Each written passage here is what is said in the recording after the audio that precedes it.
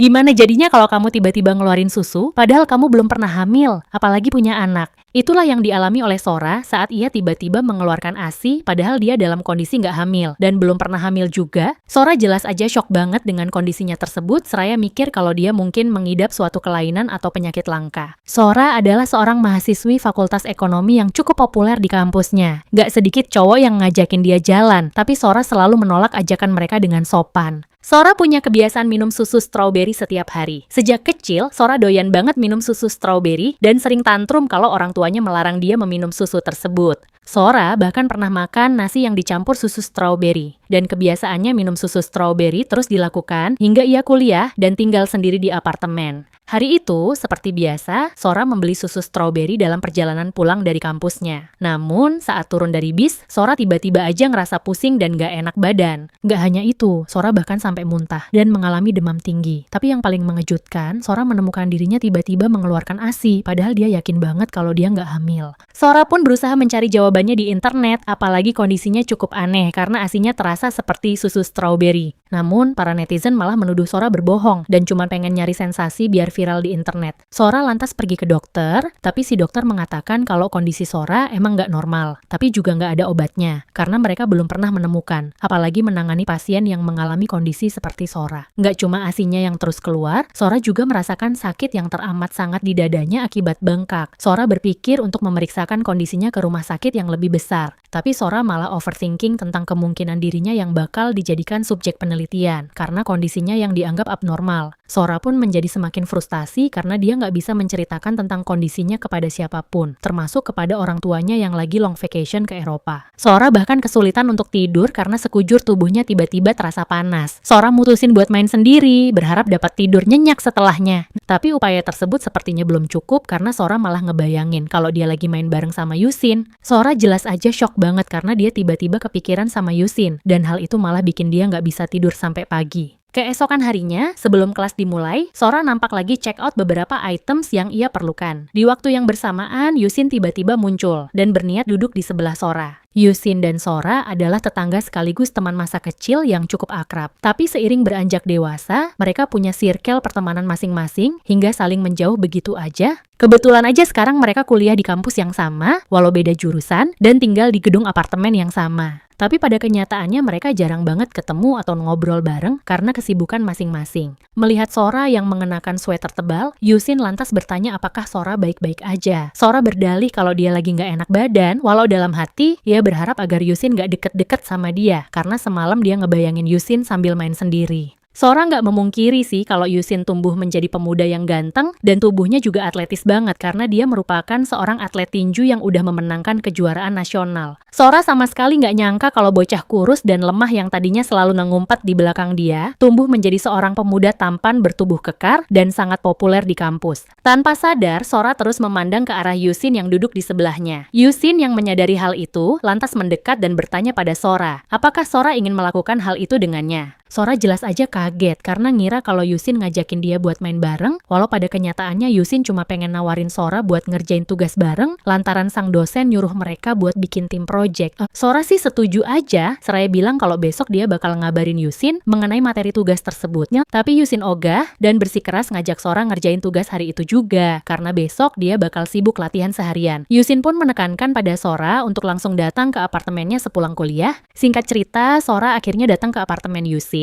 walau sebenarnya ia masih nervous banget karena masih ngebayangin main bareng sama Yusin sejak tadi malam. Tapi ya udah deh, Sora udah terlanjur datang ke sana sehingga ia sebisa mungkin berusaha menenangkan diri dan mengenyahkan bayangan tentang Yusin dari benaknya. Namun, entah karena apes atau malah untung bagi Sora, Yusin justru membukakan pintu dalam keadaan shirtless karena dia baru aja kelar mandi. Yusin pun langsung nyuruh Sora masuk dan nunggu di ruang tamu. Untuk sesaat, Sora terkesima dengan apartemen Yusin, yang nampak lebih bagus dan lebih mewah, bahkan jauh lebih rapi dari tempatnya. Gak hanya itu, Yusin juga udah nyiapin susu strawberry buat Sora, yang mana hal itu sontak aja bikin Sora tersentuh karena Yusin masih inget kalau susu strawberry adalah kesukaannya. Saat mereka lagi ngerjain tugas kelompok, Yusin awalnya kelihatan cuek, which is hal itu sempat bikin Sora kesel, karena seakan-akan Yusin cuma pengen terima jadi aja. Tapi Sora milih buat nggak mempermasalahkan hal itu, apalagi dia udah mempersiapkan materi tersebut beberapa waktu lalu. Saat Yusin bergeser mendekat ke arahnya, Sora dapat mencium aroma sampo Yusin yang nyegerin banget. Tanpa disadari oleh Sora, jarak di antara mereka berdua jadi semakin dekat, tapi kedekatan itu sontak aja memicu reaksi aneh pada tubuh Sora. Pada momen itu, Sora lagi-lagi merasa dadanya sakit sehingga ia mutusin buat pergi gitu aja, seraya berdalih pada Yusin kalau dia punya urusan lain yang lebih urgen. Yusin jelas aja kebingungan dengan tingkah Sora yang tiba-tiba ngeluyur pergi, bahkan ninggalin tabletnya gitu aja. Di waktu yang bersamaan, Yusin melihat notifikasi di layar tablet milik Sora, dan ngira kalau Sora lagi nungguin pacarnya. Yusin tadinya cuek aja, tapi ia lantas kepikiran kalau cowok itu kemungkinan besar bukan pacarnya Sora, dan bergegas pergi ke apartemen Sora.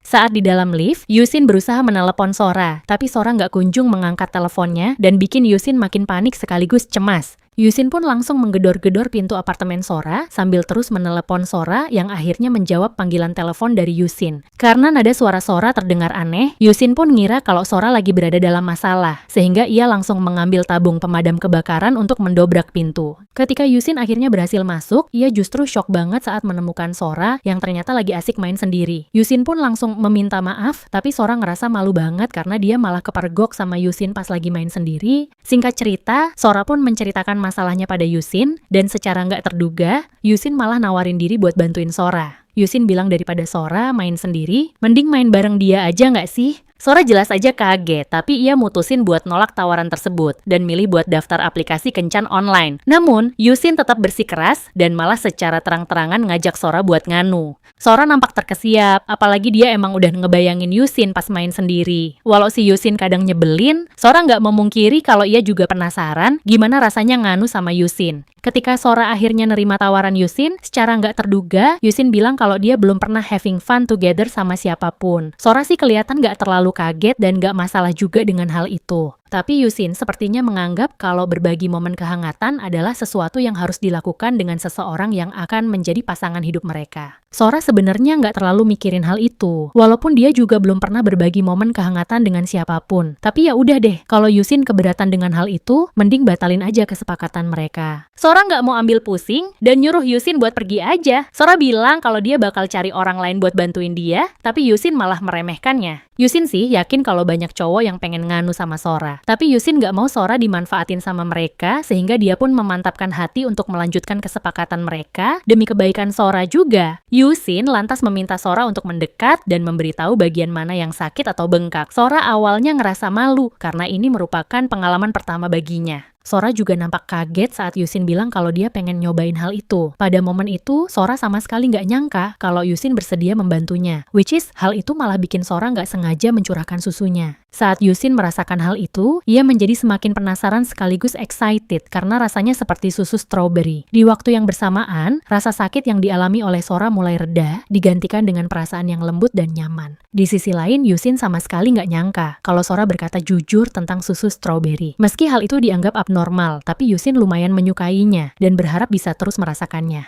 Karena merasa jauh lebih baik, Sora pun berterima kasih pada Yusin atas semua bantuannya. Namun, Yusin berkata kalau mereka bahkan belum memulai apapun, seraya bersiap untuk berbagi momen kehangatan dengan Sora. Sora sontak aja terkesiap saat melihat Yusin, sementara Yusin nampak percaya diri kalau ia mampu membahagiakan Sora. Yusin yang udah nggak sabar, lantas menarik Sora mendekat ke arahnya. Tapi Sora malah ngoceh soal keamanan. Yusin pun memperlihatkan hasil tes kesehatan yang rutin ia lakukan setiap bulan, demi meyakinkan Sora kalau dirinya sangat sehat. Saat hendak berbagi momen kehangatan itu, Yusin bertanya-tanya apakah nantinya dia bakal nikahin Sora. Emang dasar si Yusin, belum juga ngapa-ngapain, tapi udah mikirin buat nikah aja. Di sisi lain, Sora nampak takut sekaligus gugup, karena ini merupakan pengalaman pertama baginya. Meski begitu, Sora nggak memungkiri kalau perasaannya terhadap Yusin mungkin aja udah berubah karena kepedulian Yusin padanya.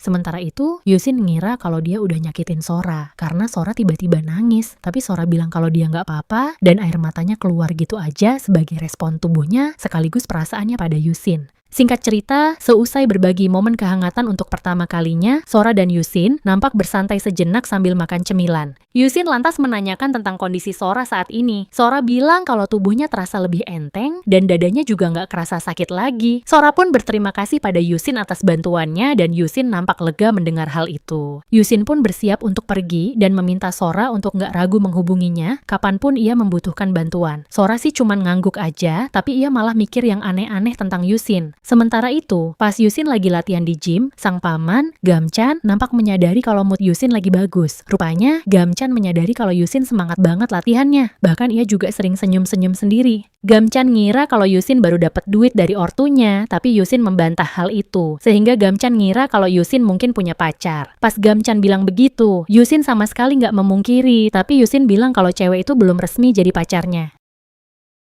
Yusin kayaknya udah pede banget kalau Sora bakal jadi pacarnya, dan berharap agar Sora segera menghubunginya, tapi Yusin kayaknya emang kepedean, karena sampai beberapa hari berlalu sejak kebersamaan mereka, Sora sama sekali belum menghubunginya. Yusin jelas aja kesel, dan ngira kalau Sora mungkin lagi sakit. Di waktu yang bersamaan, Yusin mendapat notifikasi pesan masuk dan ngarep banget kalau pesan itu dari Sora, walau pada kenyataannya pesan itu dikirim oleh sang paman. Yusin pun makin jengkel, seraya membanting ponselnya. Yusin mikir kalau Sora mungkin udah berhenti ngeluarin asinya dan kondisinya kembali normal, sehingga ia nggak butuh bantuan lagi. Namun, mikirin Sora malah bikin Yusin seketika menjadi bersemangat, sehingga ia mutusin buat main sendiri. Alih-alih merasa lega, Yusin justru makin kesel, apalagi saat dia ngelihat susu strawberry di dalam kulkas. Yusin lagi-lagi teringat pada Sora yang doyan banget minum susu strawberry, tapi hal itu malah bikin dia mimisan, dan makin kesel sama Sora yang cuma pengen manfaatin dia doang. Di sisi lain, Sora ternyata juga lagi asik main sendiri sambil mikirin Yusin. Sora sebenarnya pengen nelpon Yusin, tapi dia ngerasa nggak enak, karena Yusin kan atlet nasional, jadi kesehariannya sangat sibuk dengan latihan. Dan dia nggak pengen mengganggu Yusin demi kepentingannya sendiri. Sora tadinya udah nggak ngerasa sakit thanks to Yusin, dan dia beneran bersyukur banget karena Yusin udah bersedia membantunya. Tapi kondisinya itu ternyata nggak bertahan lama, karena beberapa hari kemudian ia kembali merasakan sakit di dadanya. Keesokan harinya saat di kampus, Sora berniat meminta bantuan pada Yusin, tapi Yusin kelihatan lagi bad mood dan malah nyuekin dia sepanjang hari. Saat Yusin duduk di sebelahnya, Sora diam-diam memperhatikan Yusin yang tetap kelihatan good looking, meski lagi ngambek. Seusai kelas, Yusin buru-buru pergi, sementara Sora berusaha ngejar Yusin yang jalannya cepet banget. Sora berusaha mencari Yusin ke seluruh gedung, tapi Yusin gak ada dimanapun. Yang mana hal itu sontak aja bikin Sora mikir kalau Yusin udah gak peduli lagi sama dia. Gak lama kemudian, Yusin tiba-tiba muncul dan nanyain kondisinya, tapi Sora malah langsung to the point nanyain apakah Yusin punya waktu luang sore itu. Yusin sontak aja ngerasa kesel, apalagi saat Sora meminta bantuannya dengan wajah polos, seolah-olah nggak pernah terjadi apapun di antara mereka. Yusin tadinya pengen nolak aja, tapi ia nggak sampai hati, dan langsung setuju untuk bantuin Sora. Dalam perjalanan pulang, Sora tiba-tiba merasakan sakit yang luar biasa, dan minta Yusin buat jalan pelan-pelan. Tapi secara nggak terduga, Yusin tiba-tiba menggendong Sora, karena dia mencemaskan kondisinya. Sora sontak aja ngerasa panik, apalagi orang-orang pada ngeliatin mereka. Tapi Yusin kayaknya nggak peduli, dan langsung membawa Sora ke apartemennya. Setibanya di sana, Sora lantas bertanya apakah Yusin baik-baik aja, karena seharian ini Yusin kelihatan bad mood. Sora mikir kalau Yusin mungkin mengalami cedera pas latihan, tapi secara mengejutkan, Yusin malah menarik Sora ke dalam pelukannya seraya bilang kalau Sora seharusnya pakai parfum. Sora menyadari kalau dia emang lagi keringetan dan berniat untuk langsung mandi, tapi Yusin malah narik tangan Sora, lalu mendekapnya dengan erat. Sora menyadari kalau Yusin lagi bersemangat dan sengaja membiarkan Yusin memegang kendali. Menyadari hal itu, Yusin yang udah nggak sabaran berniat mencium Sora, tapi secara mengejutkan, Sora justru menghentikannya seraya menanyakan alasan Yusin menciumnya, karena Sora ternyata belum pernah ciuman. Beneran deh si Sora, bikin malu aja, padahal Yusin ngelakuin hal itu emang karena terbawa suasana aja. Untungnya si Yusin gak tersinggung dan malah meminta maaf pada Sora karena udah bikin dia ngerasa gak nyaman.